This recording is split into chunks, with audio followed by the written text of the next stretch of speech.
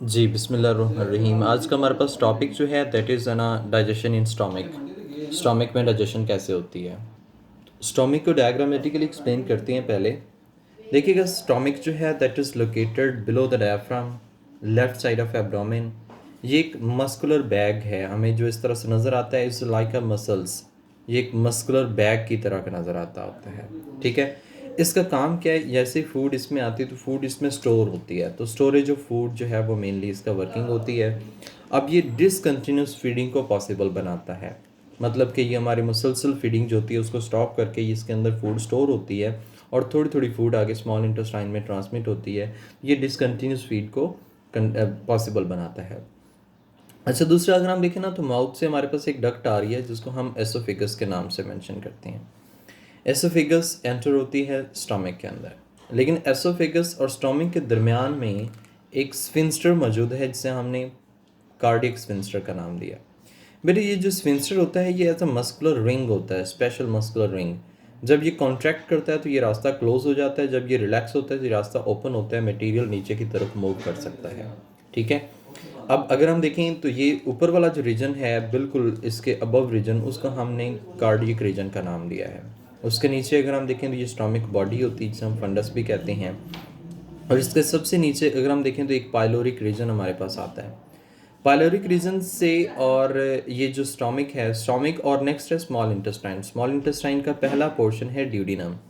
Small intestine के duodenum और stomach के दरमियान के अंदर जो हमारे पास जंक्शन पे स्फिंक्टर मौजूद होता है उसको हम पाइलोरिक स्फिंक्टर के नाम से मेंशन करते हैं। अब ये जो पाइलोरिक स्फिंक्टर होता है ये इनके दरमियान में मौजूद है। अब ये फूड जो है वो स्टोमिक से आहिस्ता आहिस्ता ग्रेजुअली आहिस्ता आहिस्ता फूड जो होती है वो आगे ड्यूडिनम के अंदर ट्रांसमिट करने में इन्वॉल्व होता है। देखिएगा, स्टोमिक की अगर हम कंपोजिशन, इसकी वॉल कंपोजिशन देखें तो इसकी 3 वॉल्स होती हैं। सबसे आउटर वॉल जो होती है सिरोजा हम उसे कहते हैं, that is an outer most. उसके बाद सेकंड वॉल अगर हम देखें तो मिडल लेयर है स्मूथ मसल्स की। स्मूथ मसल्स में जो आउटर लेयर होती है वो लॉन्गिट्यूडनल है और इनर लेयर जो होती है वो सर्कुलर है, यानी कि ये स्मूथ मसल्स हैं, आपके कंट्रोल में नहीं होते हैं। उसके बाद अगर हम देखें तो यहाँ से मटेरियल जो होता है सबसे पहले serosa, middle layer mucus, mucosa. Mucosa सबसे इनर मोस्ट लेयर होती है। इसमें सिर्फ इसमें इसके अंदर गैस्ट्रिक सिक्रीशंस होती हैं, तो ये मस्कुलर है, कॉन्ट्रैक्शन में इन्वॉल्व होता है, मिक्सिंग में इन्वॉल्व होता है, चर्निंग में इन्वॉल्व होता है। जबकि म्यूकोजा जो होती है इसमें गैस्ट्रिक ग्लैंड्स होते हैं जो गैस्ट्रिक सिक्रीशंस रिलीज़ करने में इन्वॉल्व होते हैं। ओवरऑल मटेरियल जो होता है वो यहाँ से इस तरह से आगे फिर मूव करता है, तो इसके अंदर एंजाइम्स की मिक्सिंग होती है, बाकी सब काम भी हो रहा होता है। इसकी जो पीएच होती है पीएच 2 to 3 पीएच तक मेंटेन करता है स्टोमक के अंदर। और हम कहते हैं कि इसके अंदर एक एसिडिक सेमी सॉलिड मैस बन जाता है। This acidic semi solid mass जिसमें फूड प्लस गैस्ट्रिक जूस को मिक्स करके बनाया जाता है उसको हम काइम के नाम से मेंशन करते हैं, जो इसके अंदर बन जाती है। अच्छा, यहाँ पे हम थोड़ी सी इसकी डिटेल फर्दर भी देखते हैं, जैसे कि मिसाल के तौर पे अब यहाँ पे देखिएगा हमारे पास है डाइजेशन इन स्टोमक। इसकी लोकेशन हमने देखा बिलो डायफ्राम मौजूद होता है, left side of abdomen. Elastic muscular bag है, इस फूड स्टोर करता है और डिसकंटिन्यूस फीडिंग को पॉसिबल बनाता है। सेकेंडली अगर हम यहाँ पे देखें तो हमारे पास है कार्डियक स्फिंक्टर। ये जो कार्डियक स्फिंक्टर है ये ऐसा हम कहते हैं कि जो हार्ट वाली साइड पे, यानी कि हम इसे कह सकते हैं। और ये जो कार्डियक रीजन एसोफेगस और स्टोमिक के दरमियान में जो है ये मौजूद होता है। एसोफेगस और स्टोमिक के दरमियान ये स्पेशल रिंग होता है मसल्स का। जैसे ये कार्डियक स्फिंक्टर कॉन्ट्रैक्ट करता है तो ये क्लोज हो जाता है, रिलैक्स करता है तो ये ओपन होता है। ये ओपन कब होगा, ये बेसिकली जब पेरिस्टाल्टिक कॉन्ट्रैक्शंस होती हैं ना, यानी कि जब इसने पेरिस्टाल्सिस के जरिए कॉन्ट्रैक्ट करना होता है। पेरिस्टाल्सिस आप जानते हैं कि ये कॉन्ट्रैक्शंस की मूवमेंट से होती हैं जिनको हम पेरिस्टाल्टिक मूवमेंट्स के नाम से मेंशन करते हैं। अब जब ये पेरिस्टाल्टिक मूवमेंट होती हैं तब ये ओपन होता है जब फूड इसके स्टोमक के अंदर आनी होती है और कॉन्ट्रैक्ट करता है, यानी कि उस वक्त क्लोज होगा जब फूड ने वापस फूड मतलब इसमें आ जाती है। तो that will prevent back flow of the substances to oesophagus, यानी कि स्टोमक से वापस एसोफेगस में सब्सटेंसेस को जाने से रोकता है।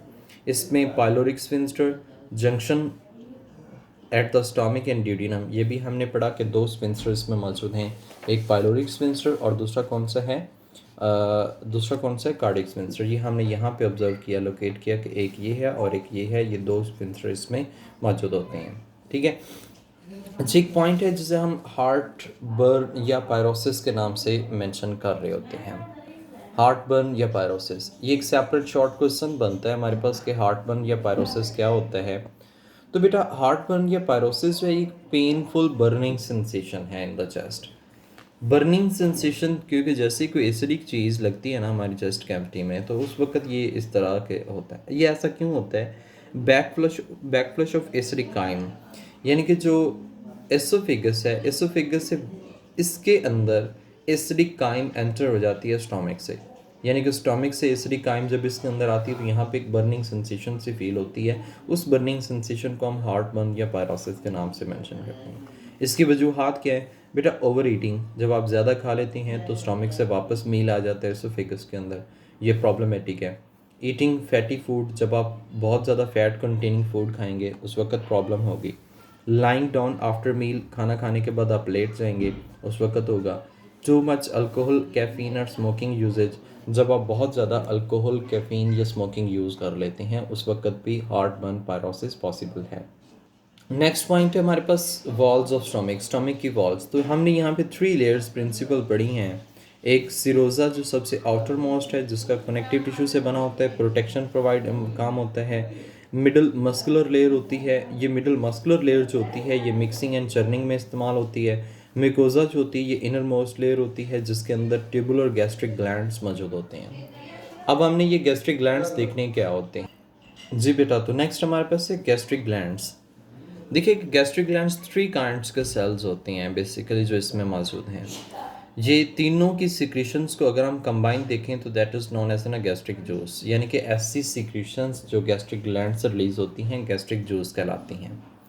कितनी टाइप्स के सेल्स हैं? म्यूकस सेल्स, पेराइटल, ये इनका दूसरा नाम ऑक्जेंटिक सेल्स हैं, जाइमोजिन सेल्स, इनका दूसरा नाम चीफ सेल्स है। ये 3 टाइप्स के सेल्स इसमें मौजूद होते हैं। अब इसमें देखें तो म्यूकस प्रोड्यूसिंग सेल्स होते हैं ये थिक सीक्रीशंस हैं जो इन साइड ऑफ स्टोमिक को कवर करती हैं और उसको डाइजेस्ट होने से प्रिवेंट करती हैं, स्टोमिक वॉल को being prevent from being digested.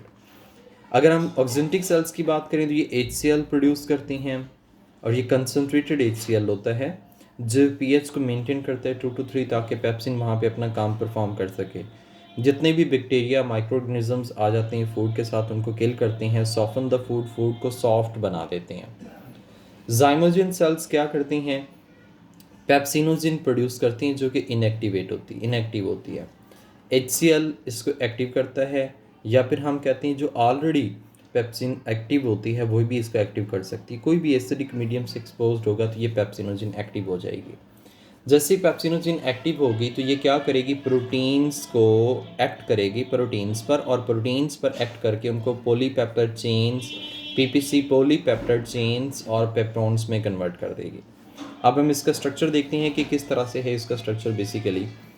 देखिए तो हमारे पास जो है ना ये इस तरह से ग्लैंड्स हैं, ये स्टोमिक की इनर मिकोज़ा है। इस मिकोज़ा की हमने थोड़ी सी एलेबोरेशन देखी यहाँ पे कि ये इस तरह से हमारे पास मौजूद होती है। ये अंदर ना स्टोमिक के अंदर इस तरह से ये वॉल इस तरह से कॉइल्ड होती है और इसके अंदर ये सुराख बन जाते हैं। इन सुराखों को हम गैस्ट्रिक पिट्स के नाम से मेंशन करते हैं। अब ये जो गैस्ट्रिक पिट्स हैं यहाँ से सिक्रीशंस होती हैं वो बाहर निकल रही होती हैं। यहाँ पे इस तरह से सिक्रीशंस होती हैं वो बाहर निकल रही होती हैं, यहाँ से इस तरफ, इधर से इस तरफ, और ultimately that secretions are going to out, secretions होती हैं वो बाहर जा रही होती हैं।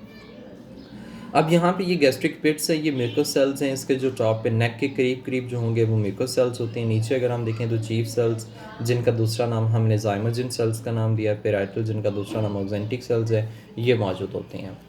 अब यहाँ पे इन्हीं सिक्रीशंस को देखा जाए तो यहाँ पे ये सिक्रीशंस ग्लैंड्स को देखा जाए तो ये इस तरह से एलाबोरेटेड ग्लैंड्स होती हैं वो इसमें मौजूद होते हैं जो डिफरेंट रोल प्ले कर रहे होते हैं।